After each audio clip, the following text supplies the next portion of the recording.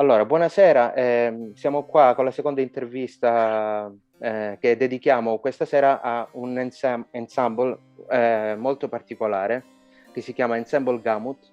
Loro sono finlandesi e nella loro musica cercano di unire la musica antica con l'utilizzo di strumenti folk tradizionali come lo yowiku. Quindi benvenuti e comincerò a chiedergli di presentarsi. So guys, good evening, and I would like to ask you to briefly introduce yourself and explain what are your musical paths that led you to join this ensemble or to build this ensemble. Thank you. Who wants to start?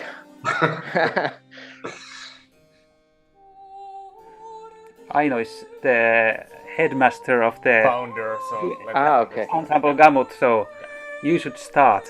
Ok, vai Aino. Yes. Vai, si dice in italiano. Vai, go. Thank you, grazie. Prego, prego. Thank you so much. It's very inspiring to meet you and wonderful. Wonderful to meet and wonderful to find people, although you said in the beginning, Vincento, that we are far away, but in a way I feel that we are quite close in a way, in a mental way, because we are interested in very special music and very special things. So I feel there's a strong connection, although the physical distance is there. But yes, so my name is Aino Peltomaa, and I somehow invited this group together based on mainly sort of like intuition of musicians we had met in different places, but what somehow connects us, or why I asked this Juho and Ilkka and then Marianna with the harpsichord, who couldn't be here now, but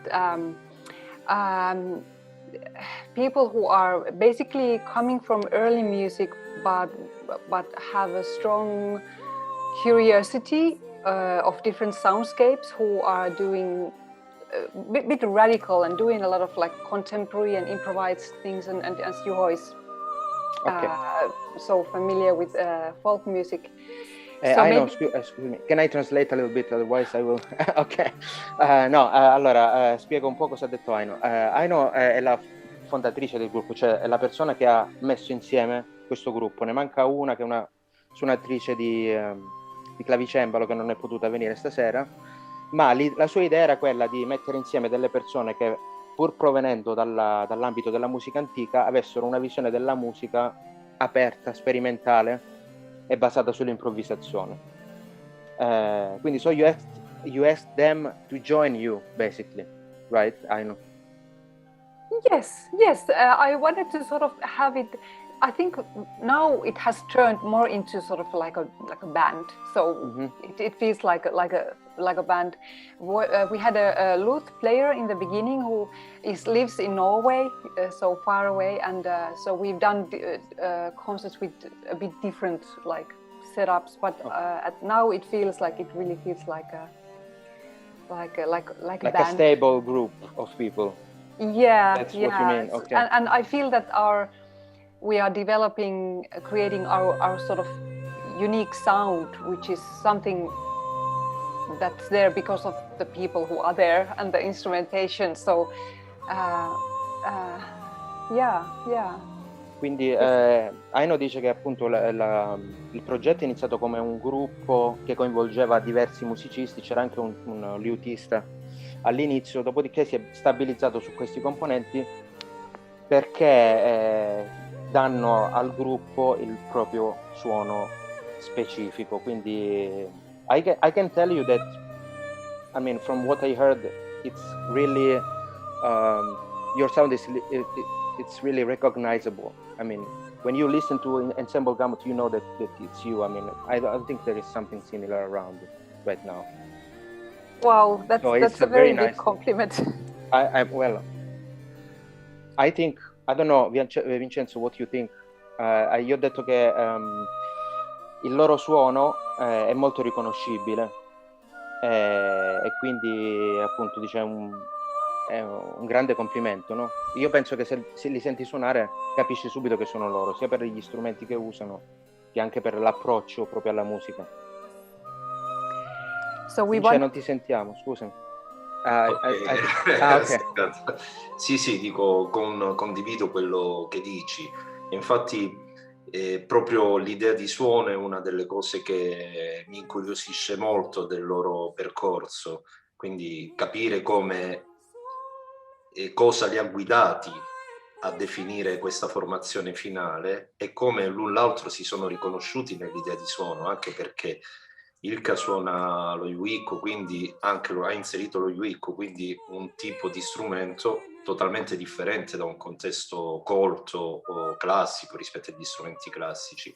Quindi ecco, mi incuriosisce capire anche come sono arrivati a definire questo suono. So Vincenzo says that he also thinks that your sound is very recognizable, and he's especially interested in the sound that you have. Of course, he's a luthier, so I mean, he sees everything through the lens of the sound. And so maybe later we will speak a little bit about like the sound that you are looking for. Also through the use of an instrument like the yoiko, which is not very common for an early music ensemble, I mean. Okay, so I would ask the other components to speak a little bit about themselves and what brought them to join the band. So what was interesting for you in the proposal that Aino made? Quindi gli sto chiedendo se agli altri due di descrivere un po' cosa li ha portati a unirsi al gruppo e cosa li ha colpiti del progetto musicale. Maybe I'll briefly respond. Yes. Okay, thank you. great to be here today, also on my behalf, and joining the discussion. Really inspiring, of course, calling from different countries. I'm calling from Amsterdam, Netherlands at the moment, although I'm Finn as the others, but live in Amsterdam. So, okay. So I keep commuting between the countries, and of course the past year has proven an extra challenge regarding that. But we've still made it work, and we recorded an album, and we played concerts and all that, and we keep making it work. So that's meaningful. I guess originally it was 2017 when we first got together and started experimenting, improvising, playing together. I think from the beginning what really struck me as a special feature, special quality of this ensemble was the desire to really transcend the sort of conventions of early music and really take that maintain that as a starting point, as a source of inspiration, and that is always there, of course. But then we really look for over those boundaries and look for and yes, it comes down to the sound that we're trying to create. That it's something unique that also resonates with us, and that speaks to us in a way that hopefully can speak to others as well. So this is really an intuition. I don't mention the word, but that is, I think, has been a very strong sort of characteristic of how the ensemble has been run. So a lot of the artistic work is based on this collective intuition that we get together and we play together and we look for the kind of optimal arrangements and sound colors, combinations of different sounds together, and so it is very intuitive, and you don't always have that in thoroughly arranged classical or early or contemporary music for that matter. So it is something unique, and I think also for myself personally, it is a category apart among the different projects I've been involved in that includes early music, contemporary music, pop rock crossover.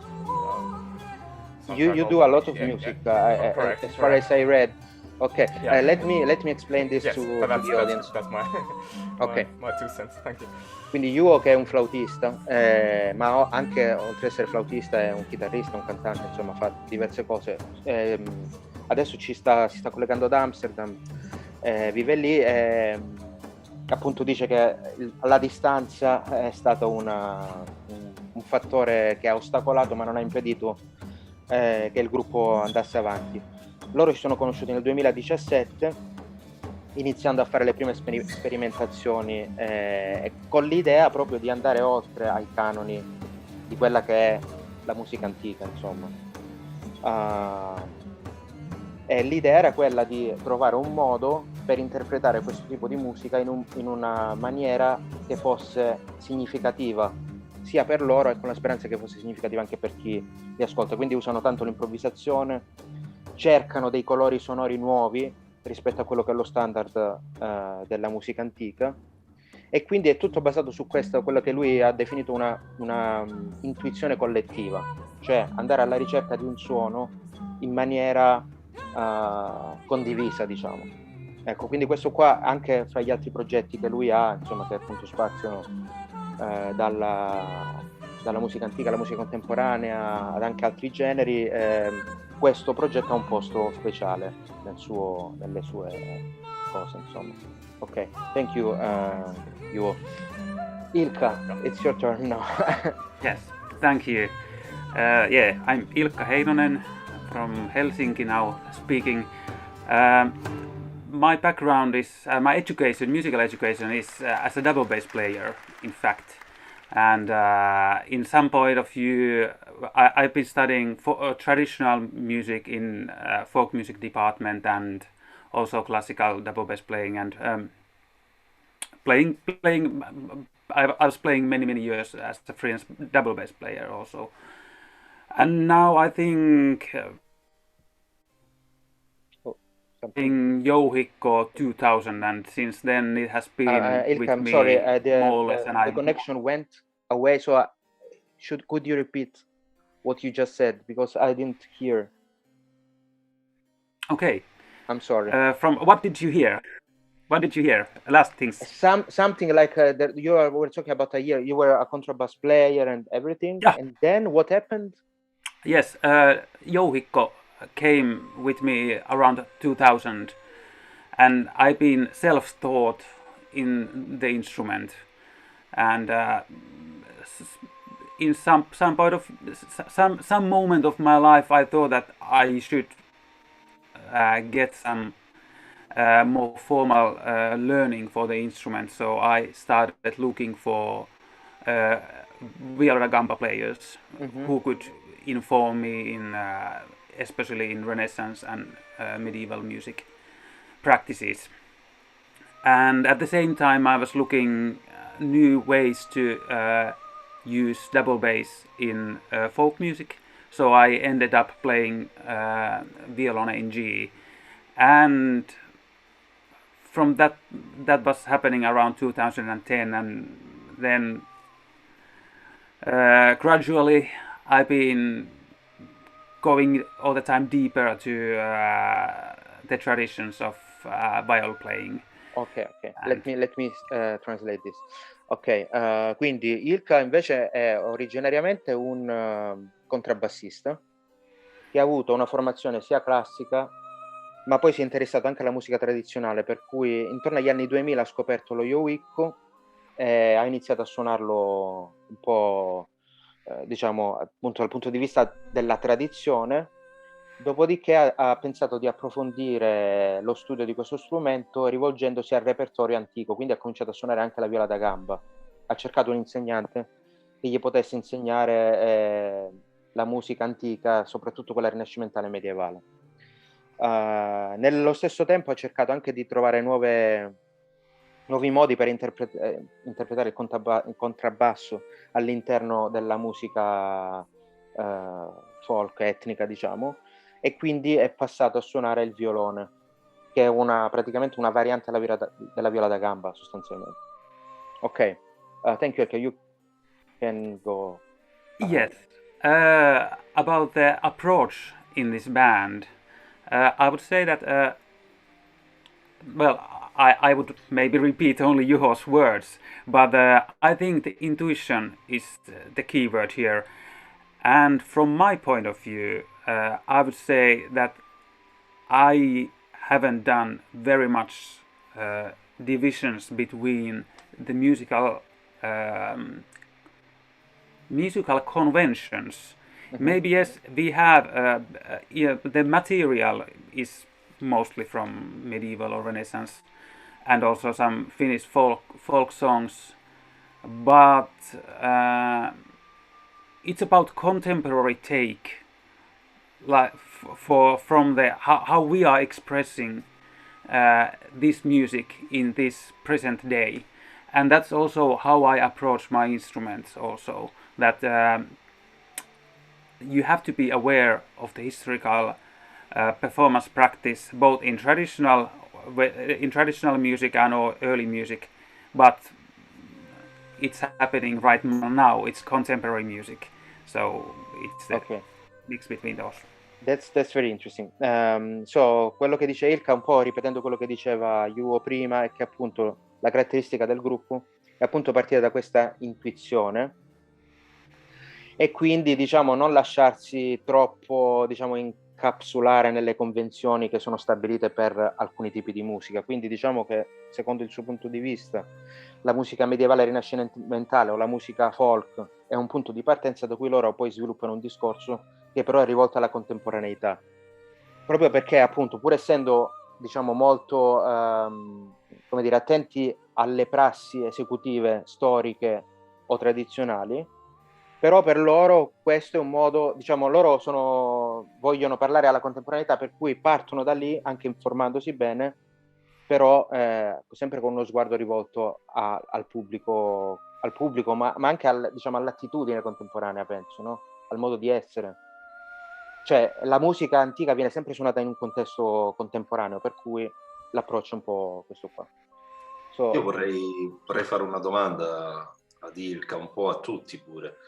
Mi chiedo se con il loro pubblico come percepisce la presenza di uno strumento tradizionale all'interno di un contesto colto. Nel senso, per loro è frutto di una scelta, è frutto di un incontro, è frutto di un cammino evolutivo del proprio repertorio, comunque del modo di esporre il proprio pensiero musicale, quindi rivedere un repertorio antico ed esporlo secondo una propria idea. Mi chiedo però chi li ascolta come considera l'inserimento di uno strumento come lo yuiko all'interno di un contesto di un ensemble di questo tipo. Ok, Vincenzo is Se sa asking... darmi una risposta, ecco. Ok. Quindi Vincenzo is asking specifically more to Ilka because he's playing the yuiko, but also to you as well. Seeing, okay, this take that you have on early music, how is the response of the public? Because of course, as we said before, it's not very like how can I say, mainstream. It's not a very common approach. And actually, I was following like maybe 3 weeks ago a seminar about the timbre, the sound in early music, and they were exactly saying something like this. I don't know if you know about Bord Zulian. It's a lutenist. He was presenting something that he did with a lute.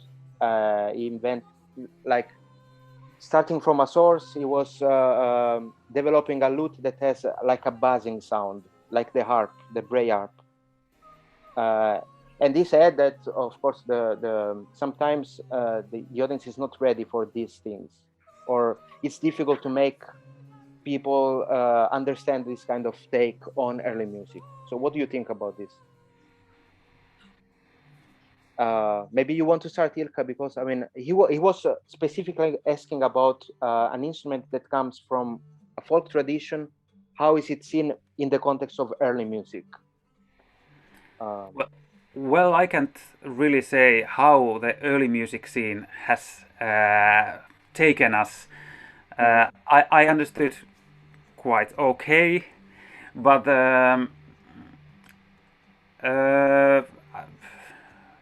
with this project and other projects, I think that Jouhikko has been taken in quite nicely. People have appreciated the instrument, but it's always there as a, you could say, as a freak instrument, like this kind of weird stuff, which is bringing some kind of like another layer, which is not common in early music scene, which gives the music or the project some very distinctive layer there, which of course is for selling purposes also. Quindi Ilka dice che più o meno gli sembra che, diciamo, la scena musicale della musica antica reagisca abbastanza bene, però appunto riguardo lo Jouhikko in particolare gli sembra che venga percepito come qualcosa, tra virgolette, di strano, che dà un valore aggiunto al gruppo, però sembra appunto una cosa strana, particolare, così, insomma. Quindi questo qua. So I probably we are asking this to you. I don't know. I mean, what you think about you, and I know about how your project is perceived into the early music scene. Maybe you can tell us something. Who wants to start? Okay, You want Louis. to say Juho, or? Okay, Juho. Bye. Well, I think yeah, it's of course next to the response that okay, you will always have a slightly mixed response within the early music scene, because there are the people that, you know, have a certain idea how things should sound and how music from a certain age, certain repertoire should be sounding, and of course when we go against that expectation and that idea that people have, it will not you can't please everyone with that. But I think similarly we've reached people that have been positively taken and surprised by it. So I'd rather see that we've did something positive also in that. So the mixed responses also, and it's good because it's raised discussion every now and again, and that is also, I think, healthy that we provoked some thoughts and if, with what we do. So I also like seeing the positive controversy that may arise. Ok. Yu dice appunto che gli sembra che la reazione sia abbastanza positiva e comunque non è mai una risposta univoca, no? Quindi c'è sempre chi apprezza, chi non apprezza, però anche il fatto di provocare queste reazioni, lui lo vede in maniera positiva, perché comunque smuove un po' le acque della scena musicale, no? Quindi che sia una risposta positiva o che sia negativa, comunque diciamo dal suo punto di vista è positivo il fatto che se ne parli, ecco. What about you, Aino? Yes, well, I think well, we won a prize, at least in Finland early music scene. We got the reward for the best early music action of the year.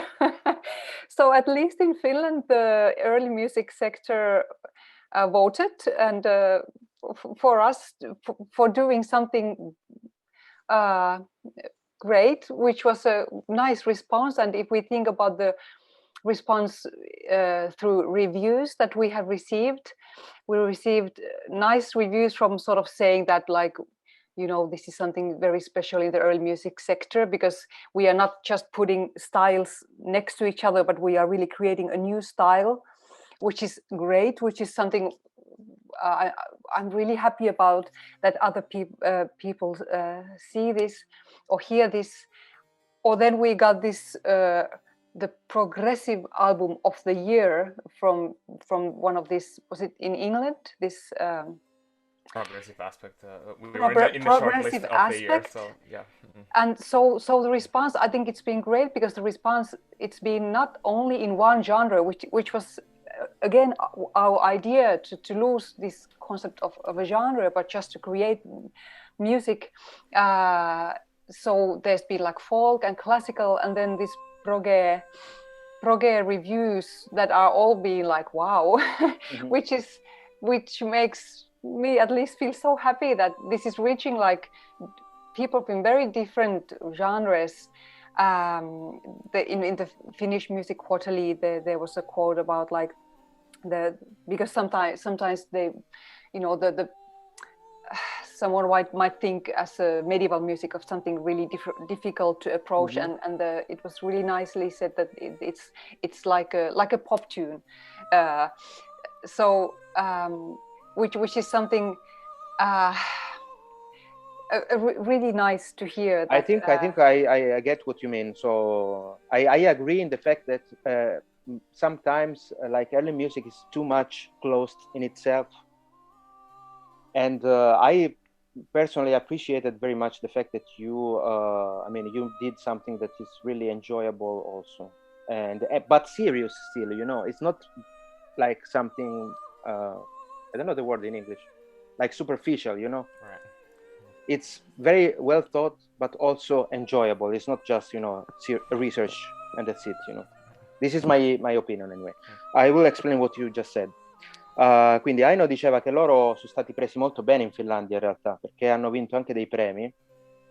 Per esempio hanno preso l'award per la miglior formazione di musica antica. Insomma, hanno anche in Inghilterra hanno preso delle critiche molto positive, quindi diciamo la risposta dal loro punto di vista è molto positiva. Un commento che l'ha colpita molto è stato il fatto che una rivista ha scritto che il loro modo di approcciare la musica medievale, che normalmente è un po', diciamo, poco apprezzata, diciamo, dal pubblico generale, invece nel loro caso sono stati in grado di portare un prodotto di qualità a un pubblico un po' più vasto. Quindi direi che dal loro punto di vista assolutamente positivo. I would say that here in Italy probably something that like what you do would be at least like someone would say, okay, you are doing something just for, you know, pleasing people, or, you know, it's too commercial, you are not serious enough, you know. Things like this, you know. I would say there is two main things why we haven't got this kind of response in Finland. One is, I would say that these both musical genres are marginal in Finland, both early music and folk music or traditional music, and they both have quite inventive and fresh approach at the moment, and the education there is supporting quite largely this expressiveness and inventiveness. Okay, I have to translate this. This is very important what you just said. Quindi lui ha detto una cosa molto importante, interessante. Dice che secondo lui la ragione del fatto che appunto questa reazione di diciamo talebanismo, non so come spiegarlo, però il fatto che loro non siano stati accusati di fare un prodotto commerciale oppure una ricerca poco seria viene secondo lui da due fattori. Uno è che appunto sia la musica antica che la musica tradizionale in Finlandia sono generi un po' marginali, ma anche il fatto che al momento in Finlandia c'è un approccio anche a livello accademico sulla musica antica e sulla musica tradizionale molto fresco e creativo. Quindi in questo qua, in quello che dice lui, anche la scuola, la formazione, la cultura, diciamo, generale del pubblico fa tanto. Fa tanto, sono aperti, sono propensi ad accettare un nuovo That's approccio. that's a little bit, I mean, it's not so much happening here. What Vincenzo did with the lira calabrese is trying to find other ways to make this instrument sound, but at least in Calabria. So we are talking about a very specific thing. It's not even something that is very well known in Italy as a country, you know. We are talking about something that is very specific of Calabria region, so southern Italy, and of course people know about this instrument in other places, but it's something very like a niche, a very, very, very small thing. But people tend to criticize these kind of things.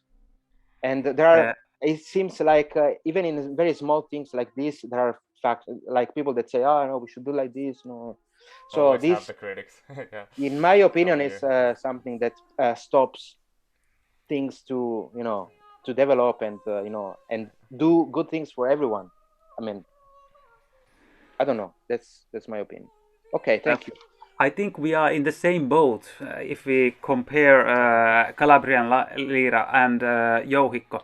I had once a big concert with I was half as a jouhikko player and half as a violone player, and then in between in the middle of the concert I played this kind of traditional virtuoso jouhikko dance tune, and then on the next day on the second biggest newspaper in Finland wrote about the concert, very nice words, and saying that, oh, and then Ilkka was playing great Irish tune with jouhikko. So even Finnish people doesn't know what is the traditional music if we are talking about jouhikko, the Karelian area style. Ok. Ilka ha detto che appunto lui, diciamo, pensa che la lira e lo yoico sono un po' sulla stessa barca, perché appunto si tratta di strumenti che sono un po' sconosciuti al pubblico generale, diciamo, no? E gli è capitato di fare un concerto in cui suonava metà del repertorio col violone e metà con lo yoico, e il giorno dopo uno dei più grandi giornali finlandesi, no, ha fatto una recensione del concerto e ha detto che appunto lui ha suonato queste belle canzoni irlandesi, no, sullo yoico, quindi per dire che appunto il pubblico generale molto spesso su questi strumenti non ha ancora, diciamo, molta conoscenza, anche appunto nei posti stessi dove si suonavano, no? Ok, il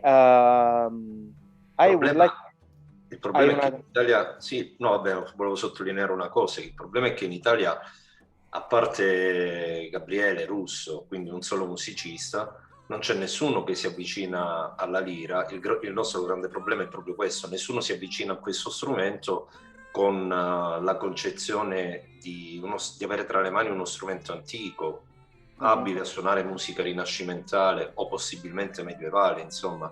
Viene esclusivamente relegato al mondo tradizionale del sud Italia, nello specifico della Calabria, e oltre qui non si può andare. È anche vero che, avendo seguito questo percorso di morte e rinascita, la nuova costruzione è una costruzione che non ha un'altissima qualità, diciamo.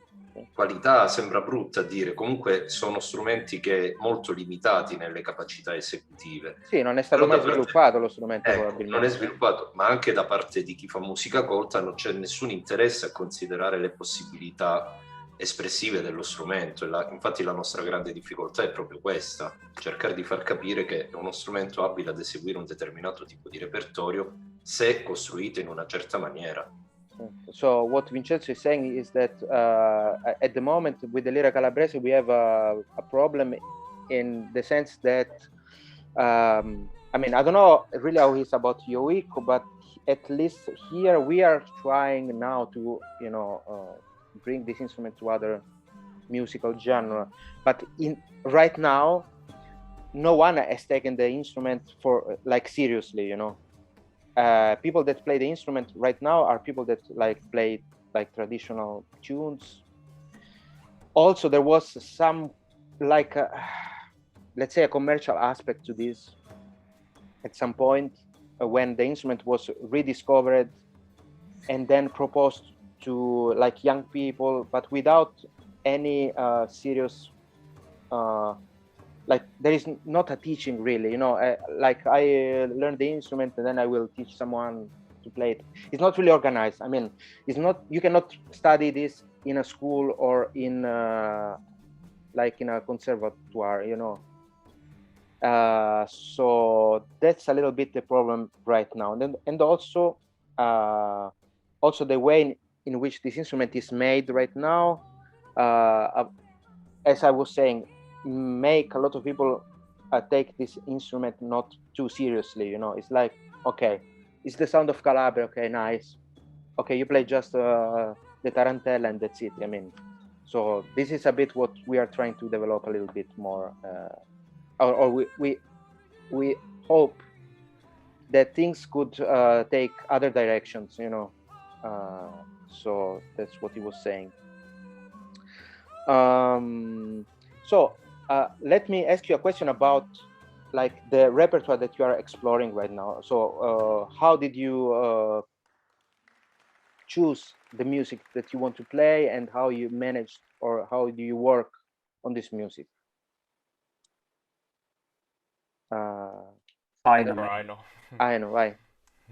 Yes, well, yes, I guess I somehow brought the songs together and excuse me. I have to translate in Italian what I asked you. Ok, I'm sorry. No, gli ho chiesto che tipo di musica stanno suonando e come l'approcciano. Ok, quindi parliamo proprio del repertorio che fanno. Ok, grazie Aino. Sorry for the interruption. No worries. Yeah, it's very, actually it goes quite far. If we're talking about the album that we made, this Oud, it really consists of songs that I learned when I was a child, and what I sort of wanted to communicate with putting these early music tunes and folk tunes, Finnish folk tunes together. Somehow, first of all, when I was doing an early music song, I just started to sing a folk song. It just came from me. Like when we last rehearsed, Juho was going through, we are doing a new program, and Juho was playing a Pie Canciones song, and then I was, oh, this is, my father played this with the shepherd flute. So it's somehow like the connection came, actually the folk music connection came from just my spine, from my it's musical what you history. said before, like intuition, no? Right? Yes. That's exactly. That's, I mean, I think it's a good way to like play things that are meaningful to you, right? So I mean, I think this has an effect on the performance also. If you play something that is meaningful, you know, probably. Yes, and I also wanted to somehow send a message, because the texts and even the tunes are very similar. No matter what is the year or where are they from, I feel that the pieces are very connected, and the text, what they are saying, is very connected. So you know, we are the same, no matter we are in the 13th century or at these days, the same themes just kept coming through the songs. So maybe this was actually another approach, really to speak, sort of to send letters and thoughts through centuries and through continents where the musical material and the textual material are very similar, although they come from different traditions. That's what we were saying with Lassie last time, that like the way to play Yoico and the Lira Calabrese is quite similar, although it's a very distant, kind of. I mean, we were really surprised about how much the approach is similar to the instrument, I will translate what you said.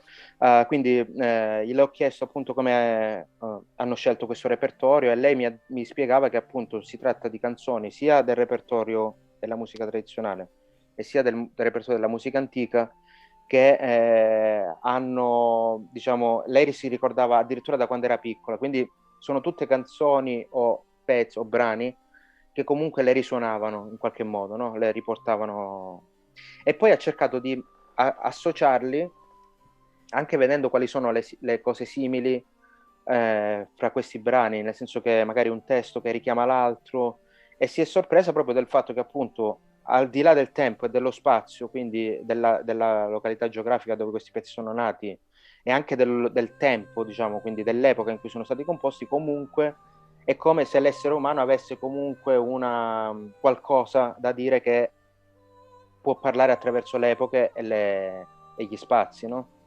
Quindi questo è un po' l'approccio nella scelta dei brani. Ok, and you guys, how did you then approach what Aino proposed to you? I mean, what was your take on these pieces, on this music?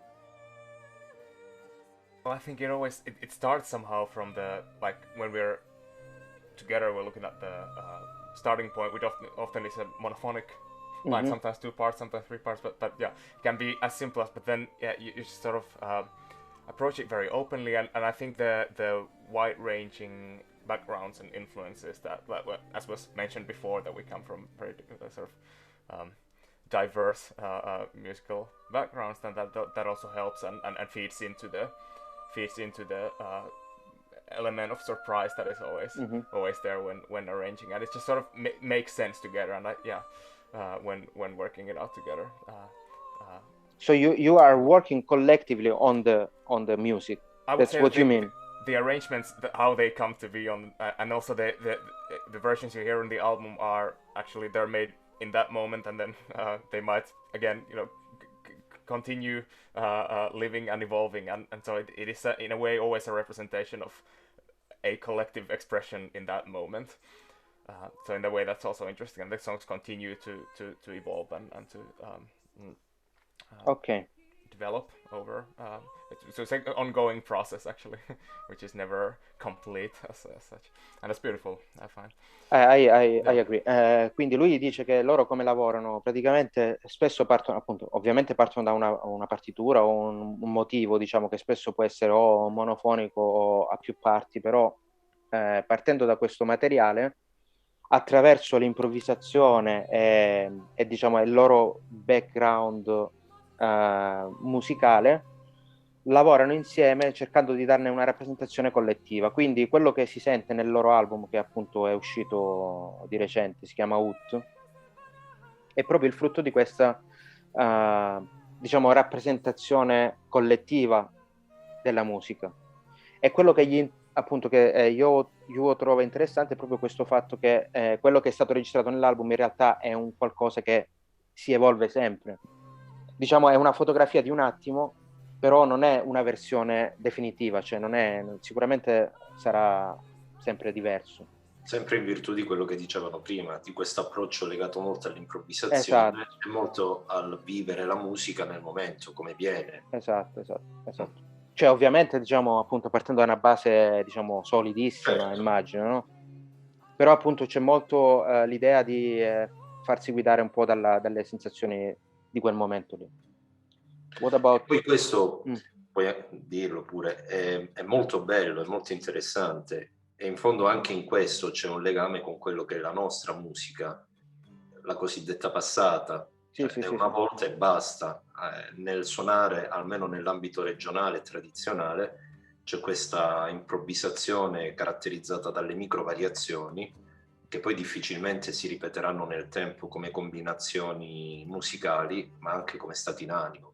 Sì. Solo che loro lo fanno a livello Sì, diverso, con un bagaglio, diciamo, un musicale bagaglio. diverso, ovviamente, no? So, Vincenzo is saying that basically the approach is quite similar to what happened in our traditional music, where you have like melodic material or like a knowledge that you use to make up a piece that will never be the same the next time you play it, you know? So it's a little bit like a similar approach with probably a musical background, which is that can be very different, but I mean the attitude is almost the same. What do you think, Ilka?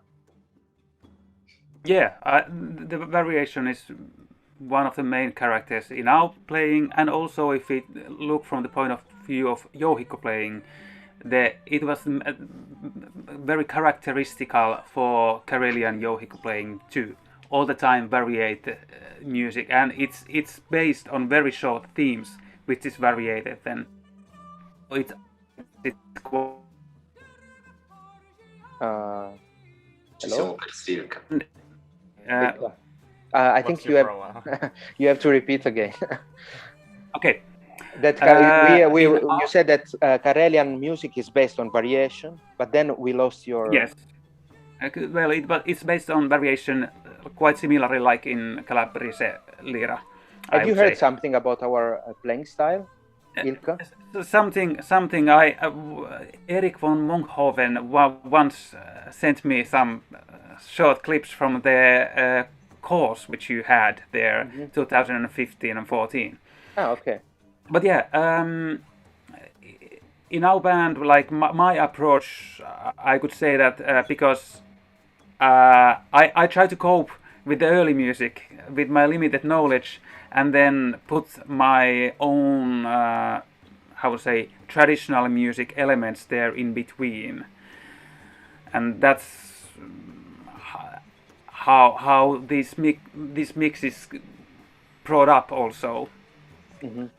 Allora, Ilka dice che appunto la variazione è una dei modi in cui si suona lo jouhikko, no? Quindi in questo appunto è molto simile alla nostra tradizione in Calabria, no? Soprattutto in Carelia. Lui cerca di portare questo approccio anche nel campo della musica antica, perché lui è un po' a cavallo fra questi due mondi, no? Magari lui proviene più dall'ambito della musica tradizionale come formazione e poi è passato sulla musica antica. Quindi cerca di mettere appunto questi elementi della musica tradizionale all'interno di un contesto di musica antica.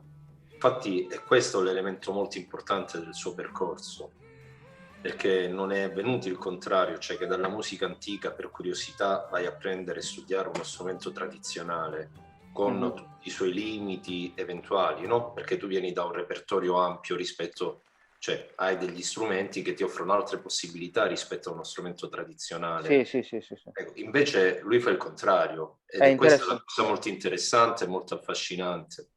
Okay, Vincenzo is saying that your path in music. So if I understood well, you started from the traditional music, right? And then you bring this knowledge into the early music. That's very interesting because I think normally it happens that someone who is playing maybe like the violin or something else, like in early music, could take a traditional instrument, but your approach is very interesting for this reason. I mean, okay, guys, what are your future projects now? I mean, what are you trying to do now? Cosa hanno in pentola, diciamo, per il futuro? I know, I suppose. Yes, well, at the moment, we are creating a new program that we were supposed to play actually at the Via Medieval Festival in Germany already last year, but it was postponed, and now we have at least 3 or 4 performances coming up for that, so it will be ready. There we are exploring the earliest surviving material, written and oral, from Finland. And well, it's going to be historical in a sense that it's we are presenting it in early music festivals, but we are very eager to after that to take our loopers and computers and start creating new soundscapes, start working with the material, and let's see what will happen after that. So this is at the moment, this is our near future plan. Ok, bene, quindi loro hanno un programma nuovo, avevano già dei concerti programmati con questo programma, ma sono saltati per le ragioni che possiamo immaginare. Si tratta praticamente, questo progetto riguarda i primi materiali scritti che provengono dalla Finlandia insieme a delle melodie, delle musiche tradizionali. Quindi diciamo loro si stanno occupando in questo programma di andare a studiare, a riproporre diciamo il materiale più antico che proviene dalla Finlandia. Loro hanno in programma di fare qualche festival di musica antica prossimamente, dopodiché vorrebbero lavorare su questo tipo di repertorio però inserendo dei paesaggi sonori contemporanei, quindi introducendo anche un po' di elettronica, di loop, quindi diciamo appunto allargare l'orizzonte di questo repertorio. I know, what is the first surviving music from Finland? Actually, it's always thought like this Pia Canciones collection that was written down in the 16th century. It's said that this is but actually we have sort of like this from the 12th century. We have 13th, how do you say? We have surviving, like it's basically sort of Gregorian, but it's not Gregorian. It's this, we say in Finnish, it's like riimi officium. So it is sort of a it's like a folk kind of thing, or very sacred, no? I think. Yeah, sacred music. It's sacred. But I mean it's like a chant sung by the like normal people. Is something like this, or I don't know. Well, it's like it was a way of appreciating saints. Okay. In the Nordic countries, in the Scandinavian countries, so it was made to raise the awareness and praise the saints. It is so it was. It is like an Orthodox kind of thing, or it was. What kind of because I know in the Orthodox Church they have this kind of chanting for saints.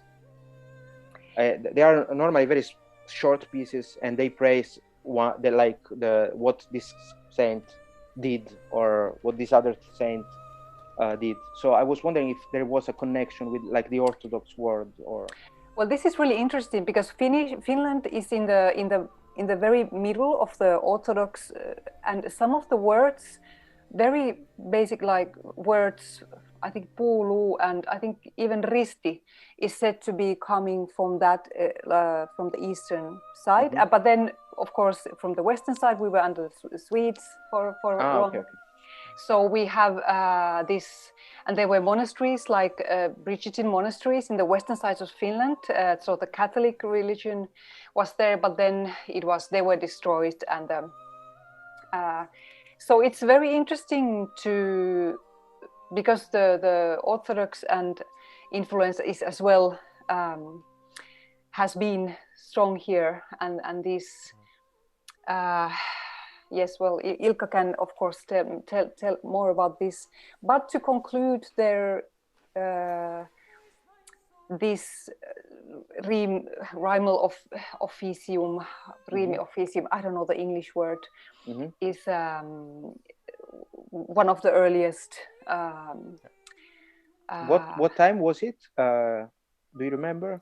It's like 13th. Well, this it was written down. This is around the 13th. 13th century, ok. Yeah. Okay.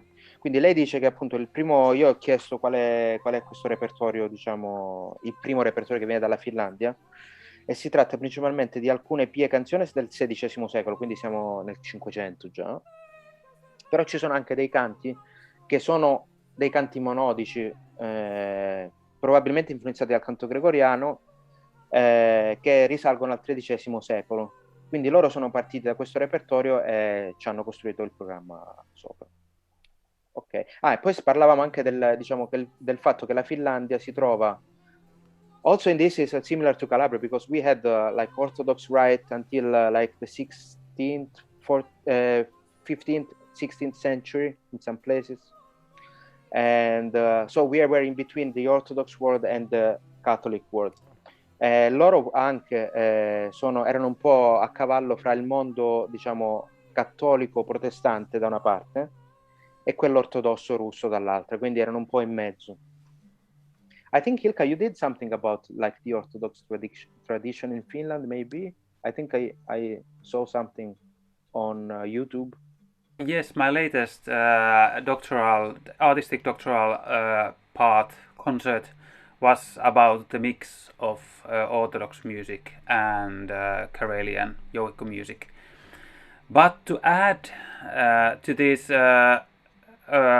being between Catholic and Orthodox world, the main thing has been here since 16th century has been the Protestant world, Lutheran world. So that has been the most dominant in the end. Like for example, what Aino mentioned, this Pie Canciones collection. All the tunes were translated to more appropriate Protestant words. Like all the Marias were taken off and replaced by Jesus and etc. So that was also the dominant religion. Well, most of the country in the end of 16th century. Ok, allora Ilka dice che vabbè, lui si è occupato nel suo ultimo concerto dottorale appunto di questa tradizione ortodossa o influenzata, diciamo, dalla Chiesa ortodossa che c'era in Carelia, quindi ha usato lo yowiko per suonare delle musiche ispirate alla tradizione ortodossa. Però dice che comunque la cultura diciamo religiosa e quindi di conseguenza la cultura musicale predominante in Finlandia è stata quella protestante, e quindi anche queste pie canciones del XVI secolo che loro hanno ripreso hanno una matrice protestante, anzi in alcuni casi diciamo che la Chiesa protestante ha, fra virgolette, imposto dei cambi nei testi appunto per renderli un po' più conformi alla teologia protestante. Ecco. Gli chiedo un po' esattamente cosa sono queste pie canciones. So these pie canciones are like motets, it's something like this, or what kind of pieces are they? They are monodic. They are monodic. Okay. But they are also like 2 and 3 voice tunes also, and they are religious music, but not sang in the church mostly. They are most of the tunes originate from the Czech area and Germany, contemporary Germany. I don't know what it was on that time, and then it has been developed to the little own variations when it has arrived here. And there are also some tunes which the origin is not known, so there has been thoughts that they could be maybe the first notated Finnish music, but that's just a guess. Okay. It can be that people, ethnomusicologists, just haven't found the origins from the Western Europe, Middle Europe. Quindi Ilka ci spiega esattamente, un po' più esattamente cosa sono queste pie canzoni che loro hanno ripreso, e si tratta appunto di canzoni che possono essere monodiche o anche a 2 o 3 voci, sono di natura religiosa, ma non erano canti come i mottetti che si cantavano in chiesa, ma venivano cantate dalle comunità diciamo di credenti, ecco. Quindi non erano cantate in chiesa. Si tratta probabilmente delle prime, allora sicuramente delle prime forme scritte di musica che sono state scoperte in Finlandia.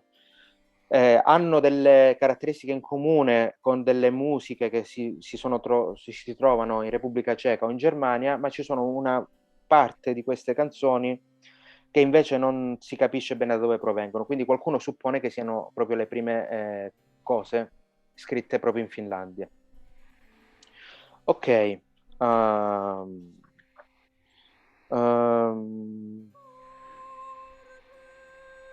Io accendo le luci che qui nel sud dell'Europa, nell'estremo sud, il sole è andato giù. Un attimo. Sì,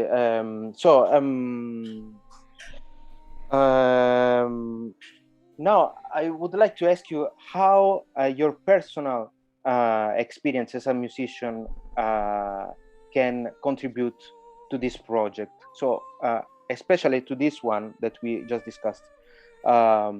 What did you bring in from your personal path in music?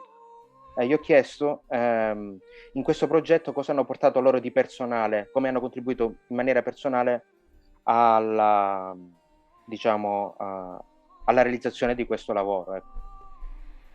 Ok. Aino should start again.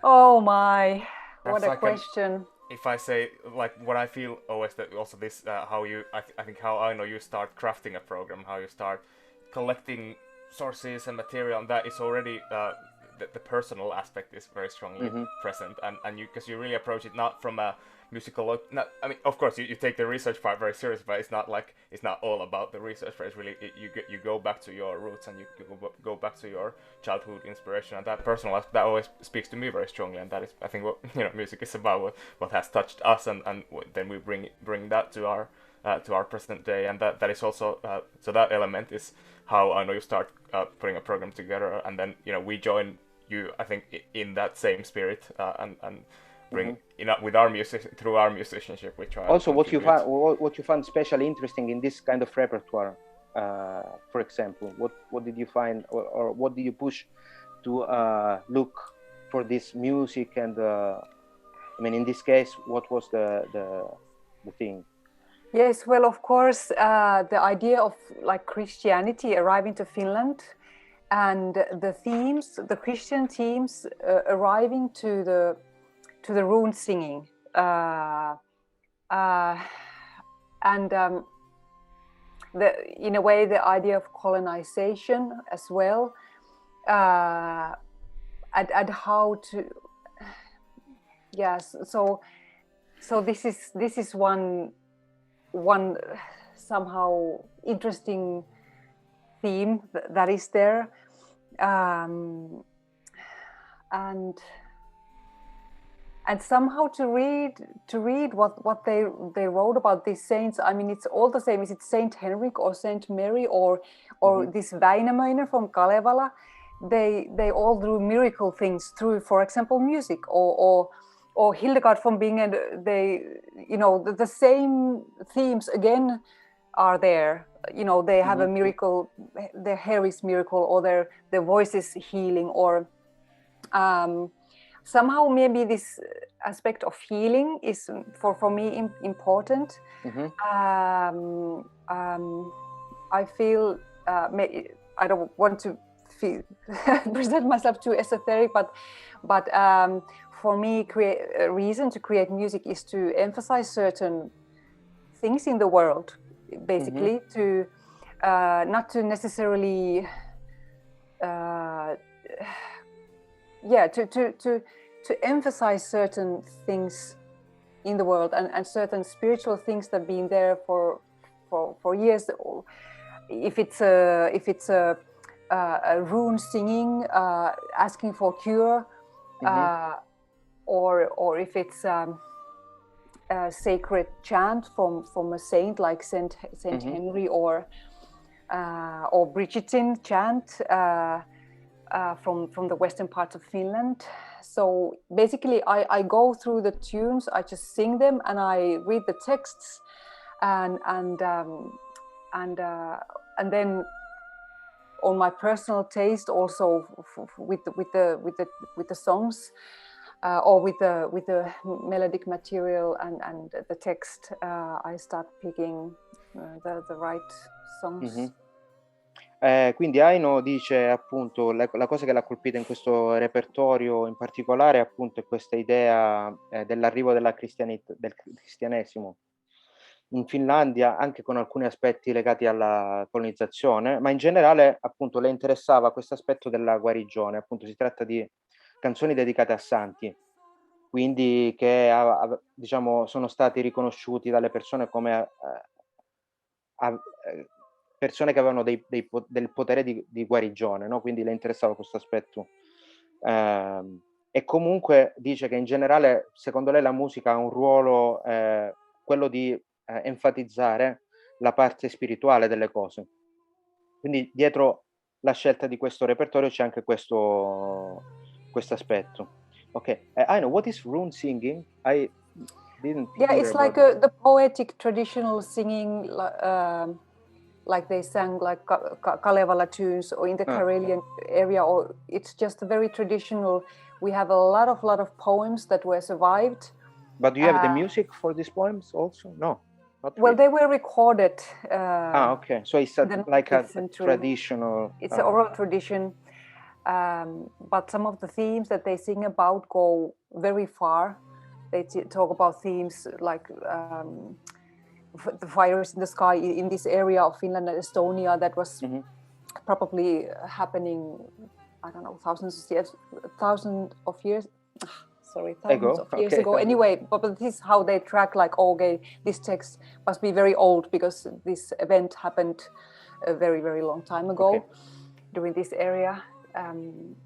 So traditional, like traditional folk singing. Poetic singing. Quindi Aino appunto parlava anche questo runsing, cioè questo canto runico, non so come tradurlo in italiano, però si tratta appunto di una tradizione vocale di musica, diciamo di canzoni, che è stata tramandata oralmente, quindi si tratta proprio del loro canto tradizionale, che veicola delle storie molto antiche.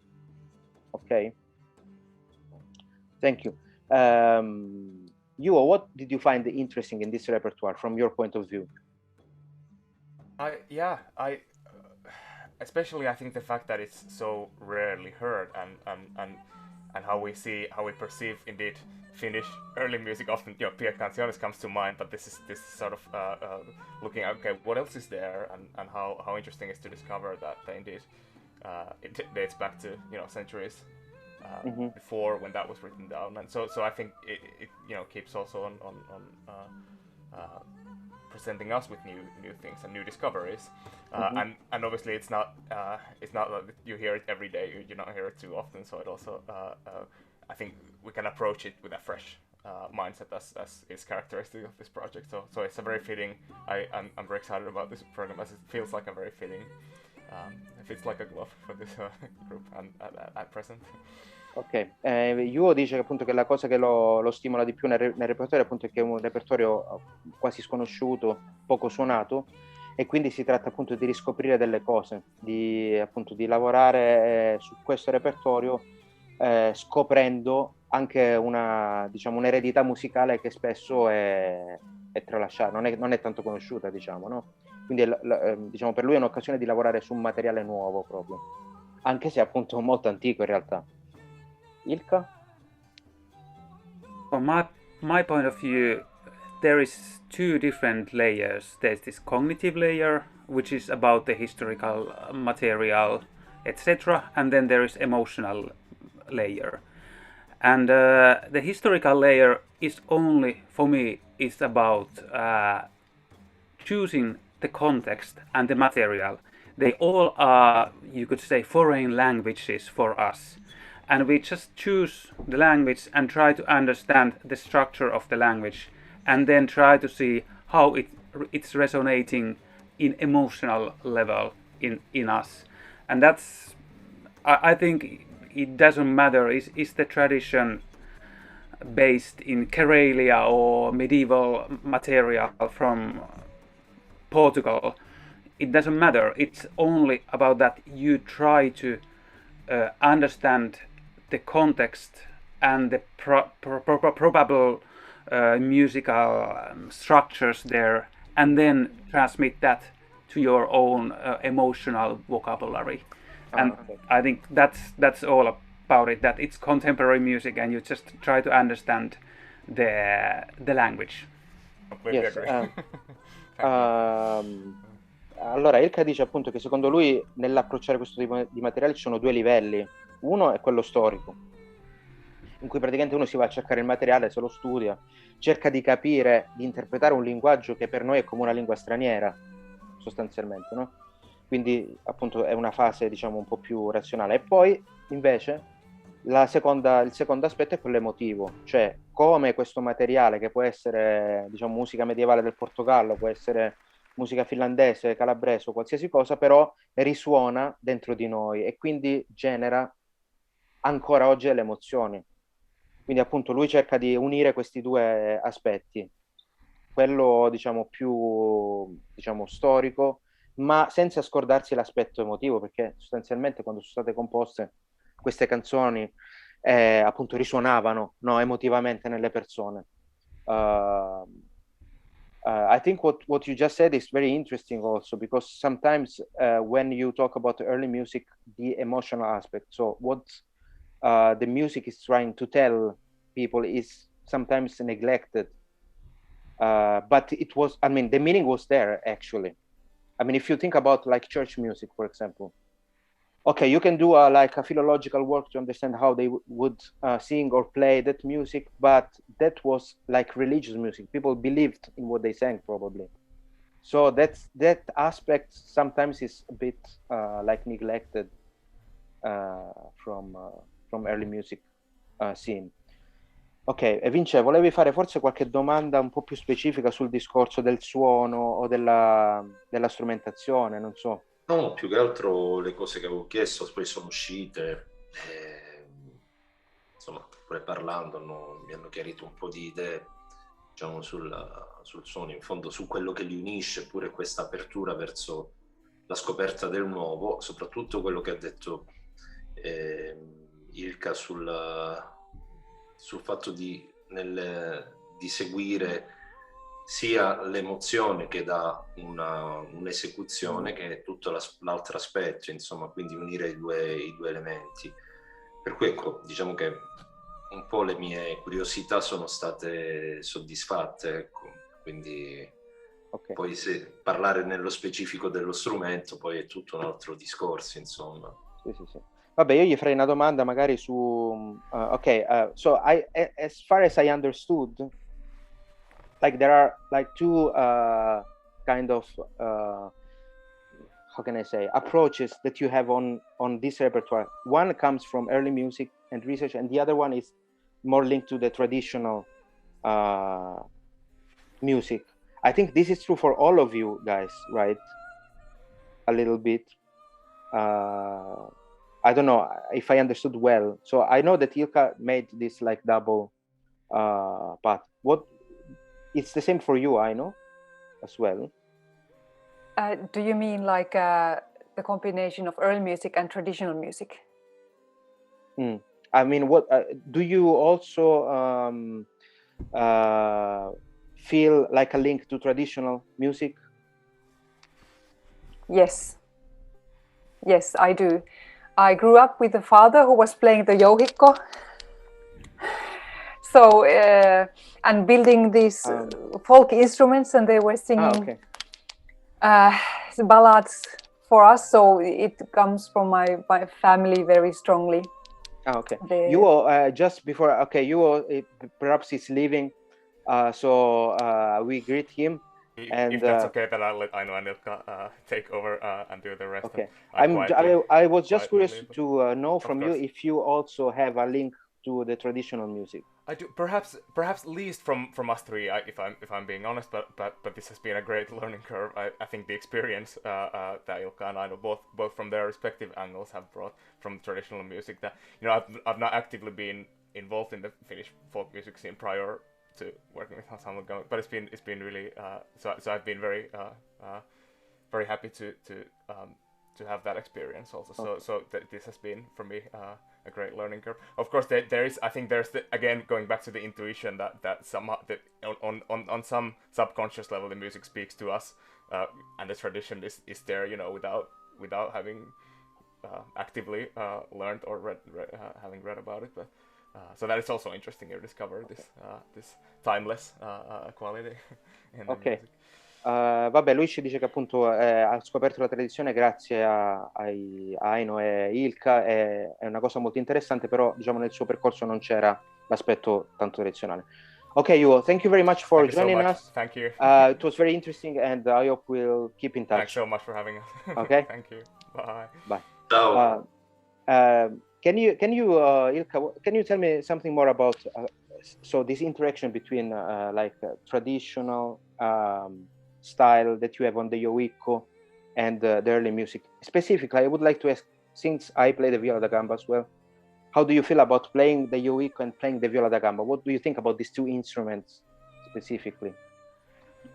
In this context of gamut, I think I'm not that much using traditional material there. It's in fact more or less like using the expressive tools I've got from playing folk music. Mm-hmm.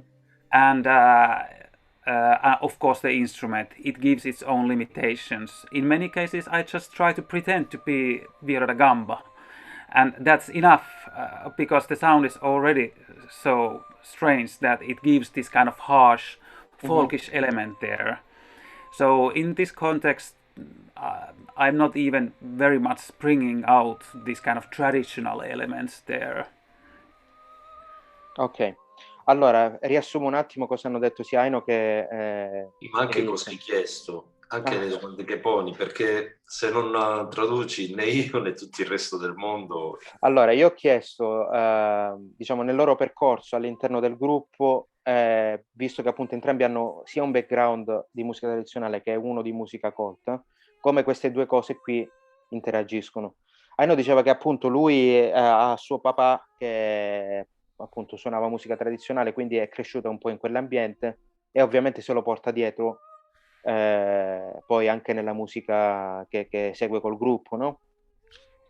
A Ilkka ho chiesto in maniera più specifica, appunto sapendo che lui già si occupava di tradizione, come ha portato questo elemento all'interno del gruppo, e lui dice che in realtà in questo caso diciamo ha usato più l'attitudine che ha dalla musica tradizionale, cioè non ha suonato lo yoiko in maniera tradizionale ovviamente. Diciamo ha suonato lo yoiko come se fosse una viola da gamba un pochino. Ok, perché questa infatti era una di quelle domande che giravano, insomma. È interessante l'approccio. Sì. È molto interessante l'approccio. Sì, this is Vincenzo is quite interesting. Maybe we should really specifically talk about this, some other time. Yes, in fact, I guess Vincenzo would be interested about. I brought the variety here. Digli che.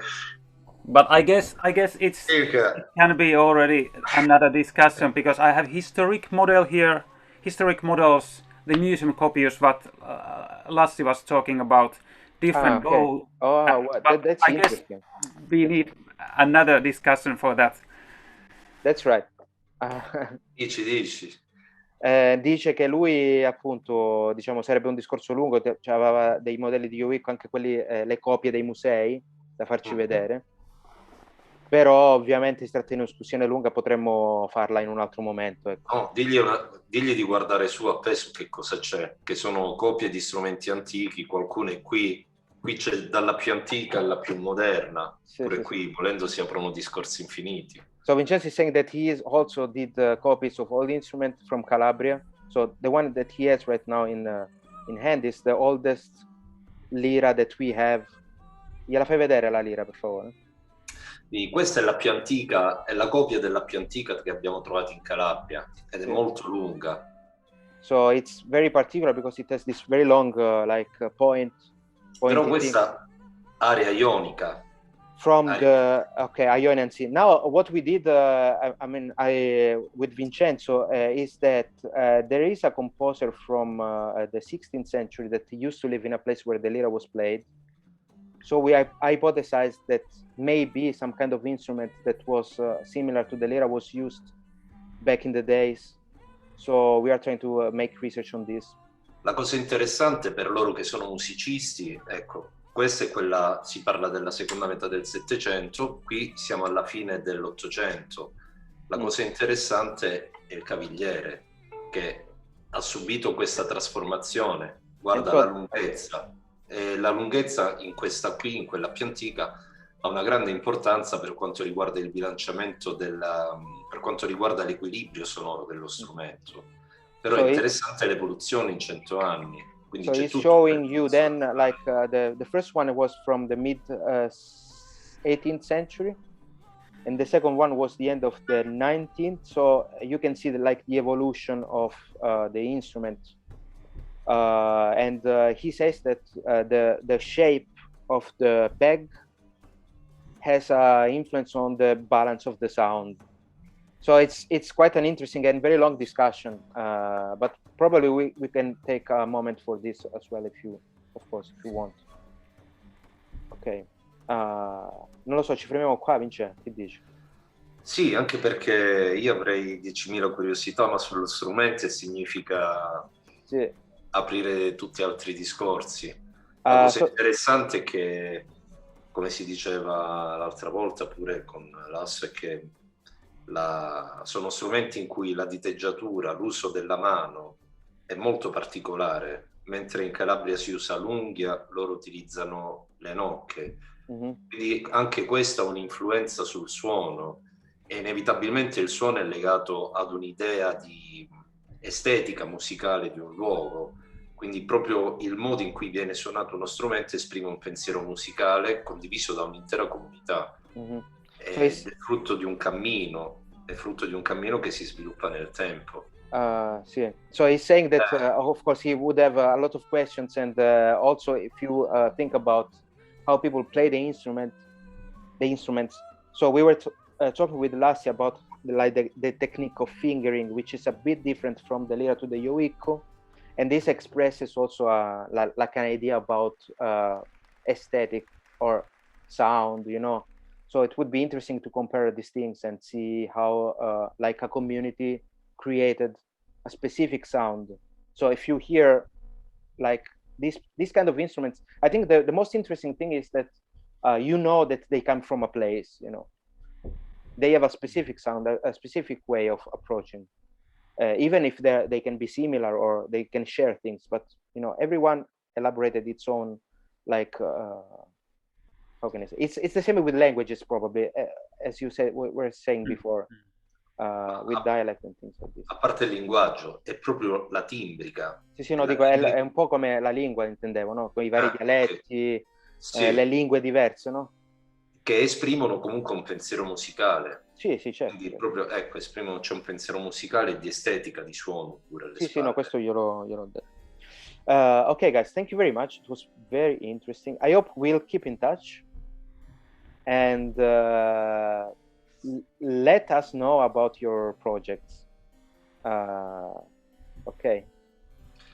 Ringraziali da parte mia. Mi dispiace che, accidenti, la lingua è quello che è, perché è difficile riuscire a seguire partecipare a una conversazione con una mediazione, insomma, no? Perché si perdono tante parole, tanti appigli.